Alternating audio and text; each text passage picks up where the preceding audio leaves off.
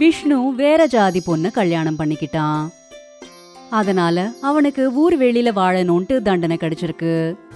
விஷ்ணு அபர்ணா அவங்க பொண்ணு பல்லவியோட ஒரு நதி கிட்ட வாழ்ந்துட்டு இருந்தாங்க. தினமும் காலங்காத்தாலே விஷ்ணு கூலி வேலை செய்யறதுக்காக ஊரை விட்டு வெளியில போயிட்டு இருப்பான். வழியில பல்லவிய கூட அவளோட ஸ்கூல்ல விட்டுட்டு போயிட்டு இருப்பான். இங்க வீட்ல அபர்ணா தனியா இருந்துட்டு இருந்தா. வீட்டு வேலைகள் எல்லாத்தையும் முடிச்சதுக்கு அப்புறமாவும் அவகிட்ட நிறைய நேரம் இருந்தது. அதனால அவ நதியில இருந்து மீன்களை புடிச்சிட்டு இருப்பா. தினமும் இப்படி மீன்களை புடிச்சு புடிச்சு அபர்ணா இந்த வேலையில எக்ஸ்பர்ட் ஆயிட்டா. இப்போ அவளுக்கு தன் கையாலேயே மீன்களை பிடிக்க முடியுது. இன்னைக்கு ரொம்பவே நல்ல நாள், வீட்டுக்கு போய் மீன் வறுவலை செய்வேன். அபர்ணா அந்த நதியில இருந்து பிடிச்ச மீன்கள் எல்லாத்தையும் வீட்டுக்கு எடுத்துட்டு போய் நல்லா சுத்தம் செஞ்சு சமைச்சிட்டு இருப்பா. இதோட மனம் ரொம்பவே நல்லா இருக்கு, இதோட ருசியும் நல்லா இருக்கும்னு நினைக்கிறேன். சாயந்தரம் விஷ்ணுவும் பல்லவியும் வீட்டுக்கு வரப்பெல்லாம் அபர்ணா அவங்களுக்கு சாப்பாட வச்சு மீன்களையும் பரிமாறுவா. ருசிச்சு பார்த்து சொல்லுங்க, எப்படி இருக்கு? அம்மா, இதுல ருசிச்சு பார்க்கறதுக்கு என்ன இருக்கு? நீங்க செஞ்சீங்கன்னா நல்லாதான் இருக்கும். ஓ, அப்படியா? ஆமாம்மா, நீங்க சமைச்ச மீன்களை எனக்கு ஸ்கூலுக்கு அனுப்புவீங்கல்ல, அப்பெல்லாம் என்னோட ஃப்ரெண்ட்ஸ் அதை விடாம சாப்பிட்டுருவாங்க. உங்க அம்மா ரொம்ப நல்லா மீனை சமைக்கிறாங்கன்னு அவங்க சொல்லிக்கிட்டே இருப்பாங்கம்மா. நல்ல விஷயம். ஆமா ஆமா, உன்ன மாதிரி யாருமே மீன் குழம்பு வைக்கவே முடியாது, நான் அடிச்சு சொல்றேன். மீன்கள்னு சொன்னதுமே எனக்கு ஒரு விஷயம் தோணிச்சு. நான் நிறைய மீன்களை பிடிச்சு அதை மார்க்கெட்ல விற்கலான்னு இருக்கேன். அதால எனக்கு கொஞ்சம் காசும் கிடைக்கும். நீ விக்கலாம், நீதான் நல்லா மீன் பிடிப்பல்ல. அப்போ நாளையில இருந்தே வேலைய ஆரம்பிக்கிறேன். அடுத்த நாள் அபர்ணா நிறைய மீன்களை பிடிச்சா.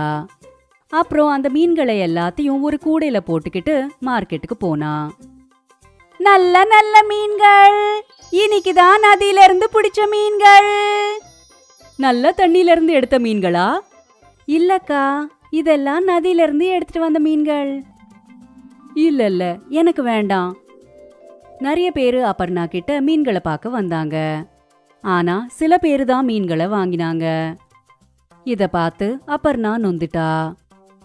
பரவாயில்ல, இன்னைக்கு முதல் நாள் இல்லையா, ஒரு சில நாட்களுக்கு அப்புறம் என்னோட மீன்கள் வித்து போகலாம். அபர்ணா அவளுக்கு அவளே திருப்திப்படுத்திக்கிட்டா. அப்புறம் கூடையை எடுத்துக்கிட்டு வீட்டுக்கு கிளம்பிட்டா.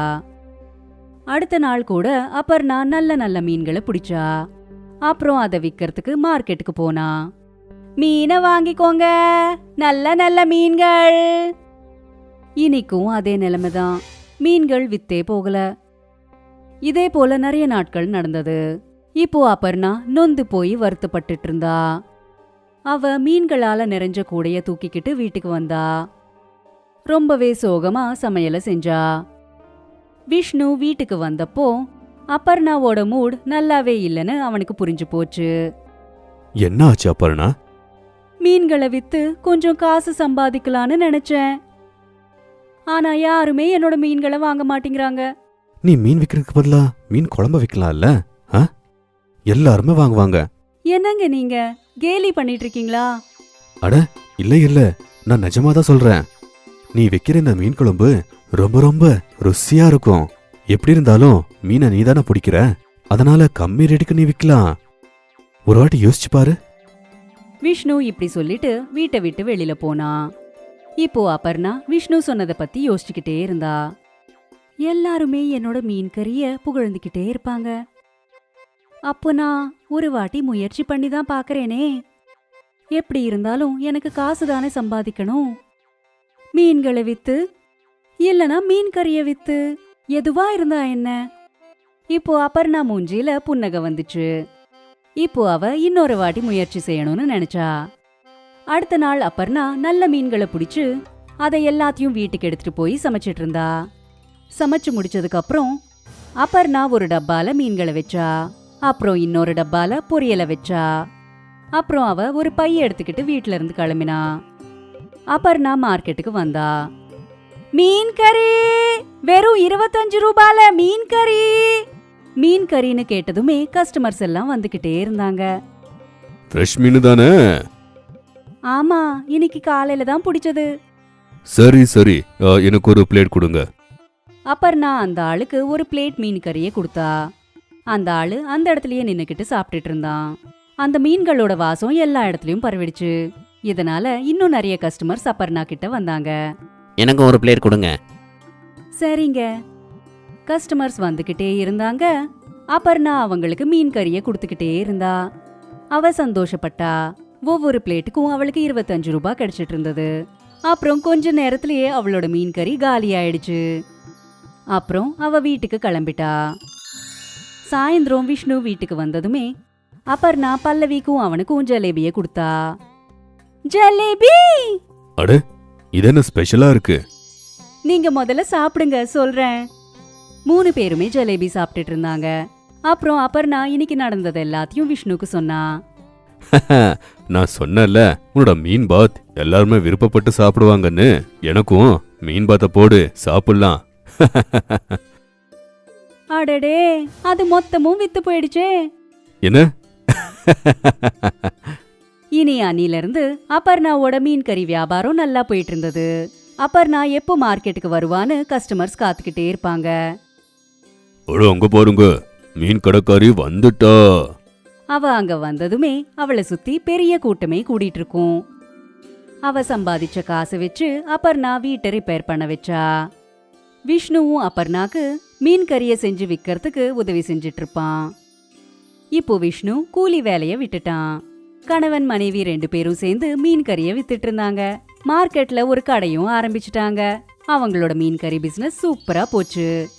அப்புறம் கொஞ்ச நாள்லயே அபர்ணா ஊர்ல மீன் கறிக்காரின்னு பிரபலமாயிட்டா.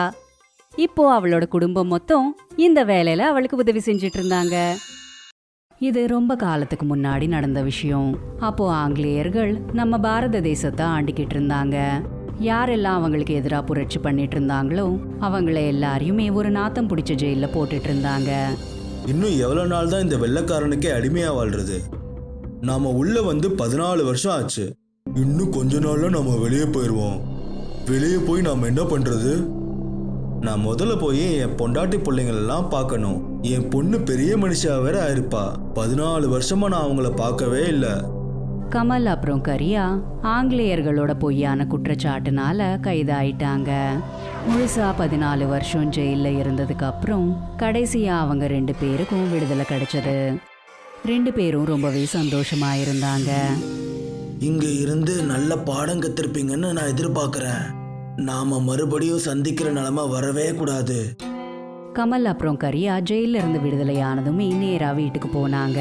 2 பேரும் ஒரே கிராமத்துல வசிக்கிறவங்க. கமல் தன்னோட குடும்பத்தையும் அப்புறம் தன்னோட பொண்ணு வித்யாவையும் பார்க்கறதுக்கு ஆவலா இருந்தாரு. அவரு தன்னோட வீடு இருக்கிற இடத்துக்கு போனதுமே அந்த இடத்துல பார்த்தா வெறும் உடைஞ்சு போன கட்டிடம் மட்டும்தான் இருந்தது. சுஷ்மா, பாயல், நீங்க 2 பேரும் எங்க? நான் வந்திருக்கேன் பாருங்க. இப்படியே நிறைய வாட்டி கூப்பிட்டும் கூட அந்த இடத்துக்கு யாருமே வரல. அப்போதான் அதே ஊர்ல இருக்கிற கும்மட் மாமா கமல் கிட்ட இப்படி சொன்னாரு. யாருப்பா நீ? நீ யாரோ தேடி வந்திருக்க? நீங்க குமக்கட் காக்கா தானே? வயசாயிருச்சு உங்களுக்கு? என்ன தெரியுதா? நான் கமல். இன்னைக்கு தான் ஜெயில இருந்து வந்திருக்கேன். அட கமலா, வா வா கமல். எப்படி இருக்கு கண்ணு? அதெல்லாம் விடுங்க, நீங்க சொல்லுங்க. என் மனைவியும் பொண்ணும் எங்கன்னு அவங்கள பார்க்கணுங்கிற எதிர்பார்ப்புல வந்திருக்கேன். உன்கிட்ட நான் எப்படி சொல்றது? நீ ஜெயிலுக்கு போனதுக்கு அப்புறம் உன் குடும்ப நிலைமை சரியில்லை. அப்புறம் சுஷ்மா வேற வழி இல்லாம வீட்டு வேலைக்கெல்லாம் போக ஆரம்பிச்சா. அப்புறம் உன் பொண்ணு நிறைய படிக்கணும்னு நினைச்சா. கடவுள் என் குடும்பத்துக்கு ரொம்ப கஷ்டமான நிலைமையை கொடுத்துட்டாரு. நான் இப்ப என்ன பண்ண? எங்கேயாவது அவங்க நிம்மதியா வாழ்ந்துட்டு இருப்பாங்க. ஆனா எங்க அவங்க? உன் பொண்ணும் மனைவியும் நம்ம கிராமத்துல உள்ள வனப்பகுதியில வாழ்ந்துட்டு இருக்காங்க. இப்பெல்லாம் சுஷ்மா மரங்களை வெட்டி பொழப்பு நடத்திட்டு இருக்கா. போய் அவங்கள பாரு. அந்த கும்மட் மாமா சொன்னதை கேட்டு கமல் தன்னோட குடும்பத்தை பார்க்கறதுக்காக காட்டு நோக்கி போனாரு. அங்க போனதுக்கு அப்புறம் தன்னோட குடும்பத்தோட மோசமான நிலைமைய பார்த்து கமலோட கண்கள் ஒரேடியா கலங்கிடுச்சு. சுஷ்மா, நான் வந்திருக்கேன் பாரு. வா, நம்ம வீட்டுக்கு போகலாம். நீங்க இப்ப வந்திருக்கீங்களா? இப்போ நமக்குன்னு எந்த குடும்பமும் இல்ல. இப்போ நாம அங்க போய் என்ன செய்யறது சொல்லுங்க? அந்த இடத்துல சாப்பிட்றதுக்கும் ஒன்றும் இல்லை, அப்புறம் நிம்மதியா இருக்கிறதுக்கும் ஒன்றும் இல்லை. நீ இதை பத்தி கவலைப்படாத, நீ என் கூட வந்துரு, பயலையும் கூட்டிட்டு வா. இல்லப்பா, எனக்கு உங்களை அப்பான்னு சொல்றதுக்கு கூட வெக்கமா இருக்கு. எல்லாருமே எங்களை பயங்கரமா கேவலப்படுத்தினாங்க. அதனால தான் எங்களோட நிலைமை இப்படி ஆயிடுச்சு. நீங்க ஏதாவது சாதிச்சதுக்கு அப்புறமா இங்க திரும்ப வாங்க. தன்னோட குடும்பம் உடைஞ்சு போயிருக்குன்ற விஷயத்த கமல் புரிஞ்சுக்கிட்டாரு. அவரு நொந்து போய் எதுவுமே பேசாம அங்கிருந்து கிளம்பிட்டாரு. நேரா கரியா கிட்ட போய் எல்லா விஷயத்தையும் சொன்னாரு. எனக்கு புரியுது நண்பா, நாட்டுக்காக ஜெயிலுக்கு போகணும். இந்த நாடு நமக்கு என்ன திரும்பி பண்ணுச்சு? ஏன் நம்ம வேலை தேடக்கூடாது? அப்படி இப்படின்னு தேடுனா அட்ரஸ் எழுதுற வேலையாவது கிடைக்கும்ல. கமல் அப்புறம் கரியா நிறைய இடங்கள்ல வேலை கேட்டாங்க. ஆனா அவங்க 2 பேரும் ஜெயிலுக்கு போயிட்டு வந்ததால அவங்களுக்கு எங்கேயும் வேலை கிடைக்கல. எல்லா மூல முடுக்கெல்லாம் தேடியாச்சு, எங்கேயும் வேலை கிடைக்கல. வா நம்ம போகலாம், அங்க ஒரு உணவகம் எனக்கு தெரியும். வா அங்க போகலாம், அங்க எதுவும் வேலை கிடைக்குமான்னு பார்க்கலாம். கமல் அப்புறம் கரியா அந்த இடத்துக்கு போய் வேலை கேட்க முயற்சி செஞ்சாங்க. அப்போ அந்த இடத்தோட ஓனர் இப்படி சொன்னாங்க. போங்க இங்க இருந்து, உங்களை மாதிரியான திருடங்களை நம்ப முடியாது. நீங்க என்கிட்டயே திருட்டு செஞ்சீங்கன்னா அப்ப என்ன பண்றது? போங்க இங்க இருந்து. கமல் அப்புறம் கரியா அந்த இடத்துல இருந்தும் வந்து போய் வந்துட்டாங்க. ரொம்ப நாள் வர முயற்சி செஞ்சதுக்கு அப்புறமா கூட அவங்களுக்கு எந்த ஒரு வேலையும் கிடைக்கல. அப்போ கமல் இப்படி சொன்னாரு. எல்லாம் அந்த ஜெயிலால தான் நடந்துச்சு. நம்ம உள்ள போகலைன்னா இப்படி நமக்கு நடந்திருக்காது. வா நம்ம அந்த ஜெயிலுக்கே போயிடலாம்.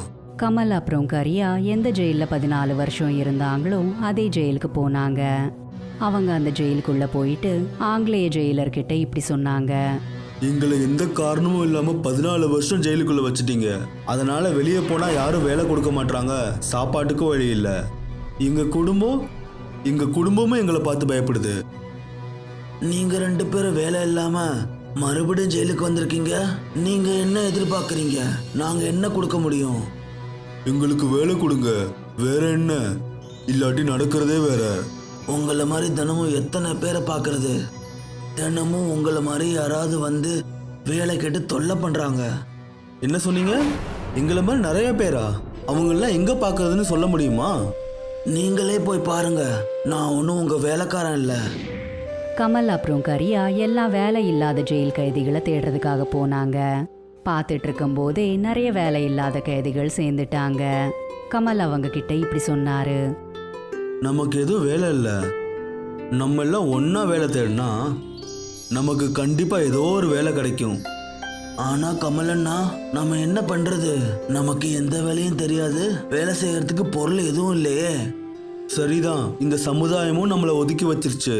இப்படி இருக்கப்போ புதுசா என்ன பண்ண முடியும்? உங்களுக்கு சாப்பிட மட்டும் தானே தெரியும், வேற எதுவும் தெரியாதுல? உங்களை நினைச்சா கேவலமா இருக்கு. ஆனா எங்களுக்கு சமைக்கவும் தெரியும். சாப்பாடை பத்தி பேசுறப்போ நாம ஏன் ஹோட்டல் ஆரம்பிக்க கூடாதுன்னு தோணுது. சாப்பாடு பண்ணி கொடுத்து நல்லா பணம் சம்பாதிக்கலாமே. இல்ல, அதெல்லாம் வேணாம், நான் இதுக்கு சம்மதிக்கல. கமலண்ணா, பொருட்களை கடன்ல வாங்கி நம்ம ஹோட்டல் ஆரம்பிக்கலாம். நல்ல ஒரு இடத்த கண்டுபிடிக்கணும். நீங்க எதுவும் கவலைப்படாதீங்க, கிராமத்துல இருக்க என் வீடு அதுக்கு சரியான இடமா இருக்கும். நாளைக்கே நம்மளோட ஜெயில் ஹோட்டல் ஆரம்பிக்கலாம். முன்னாள் ஜெயில் கைதிகள் இந்த ஹோட்டலை நடத்துவாங்க. கமல் அப்புறம் கரியா 2 பேருமே சேர்ந்து கமலோட வீட்டை ஒரு ஜெயில் மாதிரியான ரெஸ்டாரண்டா மாத்திட்டாங்க. அது அந்த கிராமத்துக்கு ரொம்பவே பக்கத்துல இருந்தது. எல்லா கைதிகளும் ஊர் ஊரா போய் அவங்களோட ஜெயில் ரெஸ்டாரண்ட் பத்தி பிரச்சாரம் செஞ்சாங்க. பார்த்துட்டு இருக்கும் போதே கொஞ்சம் காலம் கடந்துருச்சு. கமலோட ஜெயில் ரெஸ்டாரண்ட் சூப்பரா ஓடிட்டு இருந்தது. கமல் அப்புறம் மற்ற கைதிகளோட உழைப்பு இப்போ பலன் கொடுத்துட்டு இருந்தது. அண்ணே, எனக்கு ஆலு பராட்டாவும் தயிர் பச்சடியும் கொடுக்குறீங்களா? கண்டிப்பா, நான் கொண்டு வரேன். கொஞ்சம் அந்த டேபிள்ல உட்காருங்க. இது ஜெயில் ரெஸ்டாரண்ட்ன்றதுனால எனக்கு ஜெயில் சாப்பாடு மாதிரி கொடுக்க கூடாது. நான் ரொம்பவே ஆபத்தானவ, ஞாபகம் வச்சுக்கோ. எல்லா ஜெயில் கைதிகளும் ரொம்பவே சந்தோஷமா இருந்தாங்க. ஏன்னா ஜெயில் தண்டனை அனுபவிச்சதுக்கு அப்புறம் இங்க தான் அவங்க எல்லாருமே அவங்க குடும்பத்தோட இணைஞ்சுக்கிட்டு இருந்தாங்க.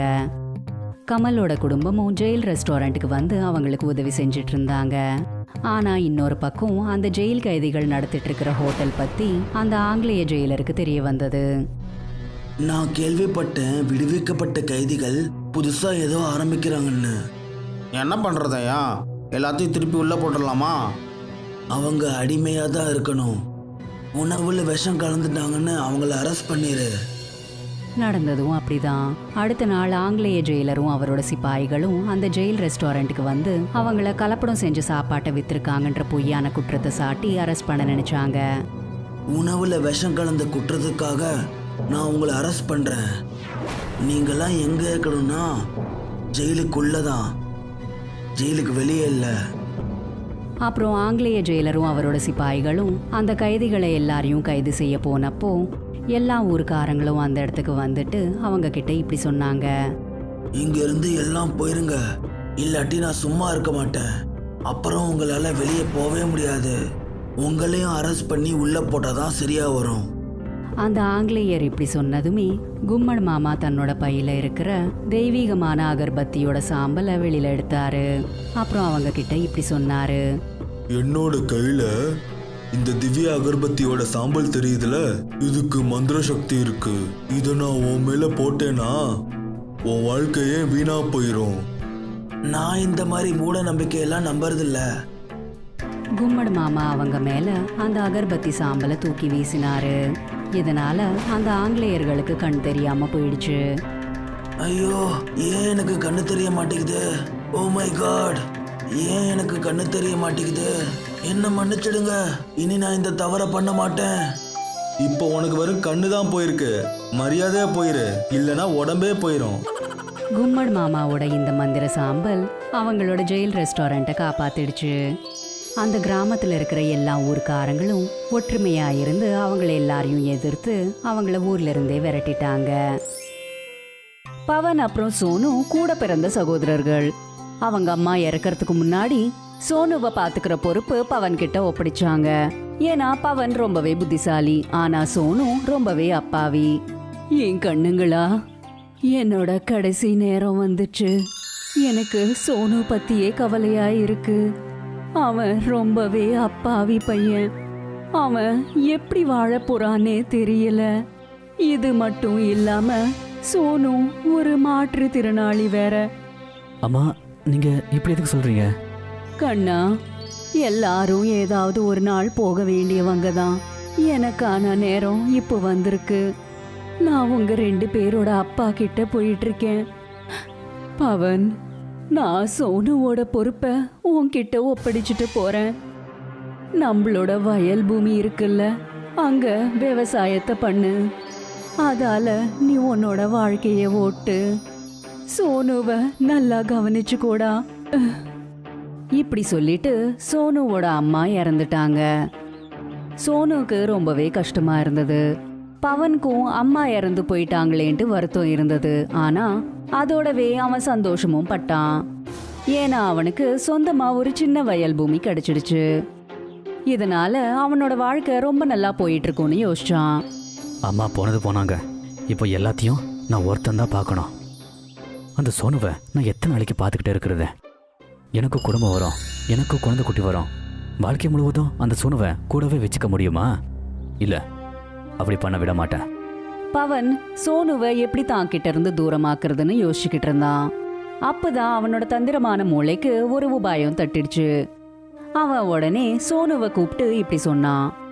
பாரு சோனு, அம்மா நம்ம வீட்டை போயிட்டாங்க. என்கிட்ட உன்னை பார்த்துக்க சொல்லி போயிருக்காங்க. இவ்வளோ பெரிய நிலைமை இருக்கு, அதை ஒருத்தனை எப்படி நான் சமாளிக்க முடியும்? எனக்கு விவசாயம் பண்ண வராது. இவ்வளோ பெரிய வயல்ல நான் எப்படி விவசாயம் பண்ண முடியும்? அது எனக்கு வராது. ஏன்னா அம்மா கூட நான் விவசாயத்துக்கு போனதே இல்லை. நாலு ஃபுல்லாக நீதான் போய் அம்மா கூட இருந்திருக்க. அம்மா என்னை விவசாயம் பண்ணுறதுக்கே விட மாட்டாங்க, வெறும் படிக்க சொல்லுவாங்க. அண்ணே, நீங்கள் எதுக்கு கவலைப்படுறீங்க? நான் விவசாயத்தை பார்த்துக்கிறேன், நீங்கள் நல்லா படிச்சுக்கோங்க. சோனு, ரொம்ப நல்ல பையனே. நீ வயலை பார்த்துக்கிட்டு எனக்கு இருந்த ஒரு பெரிய பாரத்தை நீ இறக்கி வச்சிட்ட. நீ வயலை பார்த்துக்கோ, நான் நல்லா படிக்கிறேன். நீங்கள் கவலைப்படாதீங்க, நான் இப்போ வயலுக்கு போகிறேன். சோனு கடும் வெயில்ல கூட விவசாயத்தை செஞ்சான். அவன் கோதுமை பயிரும் அப்புறம் கடலை பருப்பு பயிரை விளைச்சான். அவனோட வயல்ல அந்த 2 பயிரும் ரொம்பவே நல்ல விளைச்சல் கொடுத்துச்சு. அந்த விளைச்சலை பார்த்து சோனு ரொம்பவே சந்தோஷப்பட்டான். ஏன்னா அவனோட கஷ்டம் பலன் கொடுத்துச்சு. சோனு உடனே பவன் கிட்ட ஓடிக்கிட்டே போனான். அட, எதுக்கு ஓடி வந்துட்டே இருக்க? ஆகாயமே விழுந்த மாதிரி இப்படி ஓடிக்கிட்டு வர? உன்னால நடக்க கூட முடியாது. இப்ப பாரு எப்படி ஓடுற நீ. அண்ணே, அதெல்லாம் ஒண்ணு இல்லண்ணே. அங்க பாருங்க, என்னோட உழைப்பு எப்படி விளைஞ்சு நிக்குதுன்னு. கோதுமை செடியெல்லாம் எப்படி விளைஞ்சு நிக்குதுன்னு. காத்துக்கும் வெயிலுக்கும் தங்கம் போல மின்னுது. கொள்ளு அப்புறம் கோதுமை ரொம்ப நல்லா விளைஞ்சுக்கிட்டே வருது. ஆஹா, நிஜமாவா? பவன் அவங்களோட வயல்ல கோதுமை அப்புறம் கடலைப்பருப்பு விளைச்சல பார்த்து ரொம்பவே சந்தோஷப்பட்டான். அதோடவே அவனோட மனசுல பேராசையும் உண்டாச்சு. இந்த சோனு இங்க இருந்தானா இவன் பாதி மட்டும்தான் எனக்கு கொடுக்கணும். இவனுக்கு கொஞ்சம் கோதுமையெல்லாம் கொடுத்துட்டு அவனை துரத்திடலாம். இங்க பாரு சோனு, நீ உழைச்சிருக்க, அது நல்ல விஷயம்தான். ஆனா நான் தான் உன்னை நல்லா பார்த்துக்கிறேன். உன்னோட கோதுமை அப்புறம் கொள்ளை எடுத்துக்கிட்டு இங்கிருந்து போயிரு. அண்ணே, நீ எதுக்கு அப்படி சொல்ற? அம்மா 2 பேரும் ஒன்னா இருக்க தானே சொன்னாங்க. அம்மா இப்போ உயிரோட இல்ல, அதனால நீயும் கூட என்னை விட்டு போயிரு. பவன் சோனுவை கழுத்து பிடிச்சு துரத்து விட்டுட்டான். சோனு ரொம்பவே கவலையா ஒரு நதிக்கரை கிட்ட உக்காந்துக்கிட்டான். அப்பதான் அவனோட ஒரு ஃப்ரெண்ட் அனில் அங்க வந்தான். அவன் சோனு கிட்ட சோனுவோட சோகத்துக்கான காரணத்தை கேட்டான். சோனு அனில் கிட்ட நடந்தது எல்லாத்தையும் சொன்னான். அனில் சோனுவோட கவலைய புரிஞ்சுக்கிட்டு அவன் சோனுவை தன்னோட வீட்டுக்கு வர சொல்லி கேட்டான். டே, எங்க அண்ணன் இப்படி பண்ணுவான்னு நான் நம்பவே இல்லை. என்னை வீட்டை விட்டே துரத்திட்டாங்க. நான் இப்போ எங்க போய் வாழட்டும்? வெறும் இந்த கோதுமை அப்புறம் இந்த கொள்ளை எடுத்துக்கிட்டு நான் எப்படி வாழ முடியும்? சொல்லப்போனா அண்ணனோட தப்பு ஒன்றும் இல்லை. இந்த மாதிரி ஊனமுற்றவன் புத்திசாலி இல்லாமல் இருக்கிறவங்க வீட்டில் வச்சுக்கிட்டு என்ன பண்ணுறது? நீ எதுக்குடா கவலைப்படுற? நீ புத்திசாலி தாண்டா. நீ நேர்மையா இருக்க. எல்லாருக்கும் அவங்க திறமை பற்றி அதிகமாக தெரியாது. அப்படி என்னடா திறமை இருக்கு எனக்கு? நீ ஒன்றும் கவலைப்படாத, என் வீட்டுக்கு வா. எங்கள் அம்மா பருப்பு சமையல் பண்ணியிருக்காங்க. வா, உனக்கு சாப்பிட கொடுக்குறேன். சோனு வேண்டான்னு எத்தனையோ வாட்டி சொன்னான். ஆனாலுமே அனில் சோனுவை அவனோட கூட்டிட்டு போயிட்டான். வீட்டுக்கு போனதுக்கு அப்புறம் சோனுவை பருப்பால செஞ்ச ஒரு உணவை சாப்பிட வச்சான். அது சோனுக்கு ரொம்பவே பிடிச்சு போச்சு. இது ரொம்ப நல்லா இருக்கு. நான் விருப்பப்பட்டு சாப்பிட்டுக்கிட்டே இருக்கேன். இந்த மாதிரி ருசியான சாப்பாடை நான் சாப்பிட்டதே இல்லை. என்கிட்ட ஒரு யோசனை இருக்கு. நீ இதுக்கு உங்ககிட்ட இருக்கிற அந்த பருப்பெல்லாம் எடுத்து பருப்பில் ஒரு நல்ல டிஷ்ஷை பண்ணக்கூடாது? பண்ணலாம். ஆனால் என்கிட்ட இடமே இல்லையே. அதை பற்றியெல்லாம் நீ கவலைப்படாத, அதை எல்லாத்தையும் நான் பார்த்துக்கிறேன். அனில் சோனுக்கு ரொம்பவே உதவி செஞ்சான். சோனு அனிலோட உதவியால பருப்பு உணவை தயார் செஞ்சான். ஆனா அந்த பருப்பு உணவை சாப்பிட்றதுக்கு எந்த ஒரு கஸ்டமரும் வரவே இல்லை. அப்பதான் ஒரு வயசான அம்மா அங்க வந்தாங்க. அவங்க சோனு கிட்ட சாப்பாடு கேட்டாங்க. அம்மா, இன்னைக்கு தான் கடையை நான் திறந்திருக்கேன். யாருமே இன்னும் வரல. நீங்கள் தான் என்னோட மொதல் கஸ்டமர். உங்களுக்கு நான் பருப்பு டிஷ்ஷை கண்டிப்பாக கொடுக்குறேன். ஆனா கண்ணு, இன்னைக்குதான் நீங்க முதல் தடவையா சமைச்சிருக்கீங்க. அதுக்கு மாறா என்கிட்ட கொடுக்கறதுக்கு எதுவுமே இல்லையேப்பா. உங்ககிட்ட விலை உயர்ந்த பொருள் இருக்கு. அதான் உங்கள் ஆசீர்வாதம். நீங்கள் எனக்கு ஆசீர்வாதம் பண்ணுங்க. நீங்கள் இந்த டிஷ்ஷை சாப்பிடுங்க.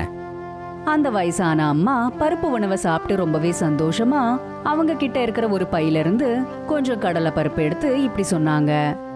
என்கிட்ட உனக்கு கொடுக்கறதுக்கு எதுவுமே இல்ல. ஆனா ஒண்ணு, என்கிட்ட கடலை பருப்பு இருக்கு. இத என்னோட ஆசீர்வாதமா நினைச்சுக்கிட்டு உன்கிட்டயே வச்சுக்கோ. அப்புறம் இத உன்னோட பருப்பு உணவுல சேர்த்துடு. இப்படி சொல்லிட்டு அவங்க கிளம்பிட்டாங்க. அடுத்த நாள் சோனு மறுபடியும் பருப்பு உணவை தயார் செஞ்சான். அப்புறம் அந்த வயசான அம்மா கொடுத்த கடலை பருப்பை அந்த பருப்பு உணவுக்குள்ள போட்டான். அந்த உணவை சமைக்கிற நேரத்துல வெளியில நிறைய கஸ்டமர்ஸ் வெயிட் பண்ணிட்டு இருந்தாங்க. இதனால சோனுக்கு நிறைய வருமானம் கிடைச்சது. அந்த காசை பார்த்து அவனால சுத்தமா நம்பவே முடியல. என்னால நம்பவே முடியல. ஒரே நாள்ல இவ்வளோ காசா? நேற்று நைட்டு வரைக்கும் ஒரு கஸ்டமர் கூட வரல தெரியுமா? இது எல்லாமே உன்னோட புண்ணியத்தோட பலன். நீ அந்த பாட்டிக்கு சாப்பாடு கொடுத்தல்ல, அதுக்கு பதிலாக அவங்க கொடுத்த அந்த தானியத்தால தான் இது எல்லாமே நடந்திருக்கு. அந்த தானியத்தை கொடுத்து அவங்க உன்னை ஆசீர்வாதம் பண்ணியிருக்காங்க. அதனால பகல்ல 2 மடங்கு, ராத்திரி 4 மடங்கு லாபம் கிடைக்கும். இந்த பருப்பு சமையல் மந்திர சமையலா மாறிடுச்சு. சோனு இதை கேட்டு ரொம்ப சந்தோஷப்பட்டான். அவனும் அடுத்தவங்களுக்கு உதவி செய்யறத நிறுத்தவே இல்லை. அந்த பருப்பு உணவை எல்லா கஸ்டமர்ஸும் சாப்பிட்டதுக்கு அப்புறம் சாயந்தர வேளையில அந்த உணவு ஒரு வேளை மிஞ்சி போயிட்டா யாரெல்லாம் சாப்பிட்றதுக்கே கஷ்டப்பட்டுட்டு இருக்காங்களோ அவங்களுக்கு எல்லாம் இந்த பருப்பு உணவை கொடுத்து உதவி செஞ்சுட்டு இருப்பான். அவன் ஏழை மக்களுக்கு எல்லாருக்குமே அந்த பருப்பு உணவை கொடுத்துட்டான். அவனும் வாழ்க்கையில முன்னேறிக்கிட்டே இருந்தான். இப்போ சோனு ஒரு பெரிய பணக்காரன் ஆயிட்டான்.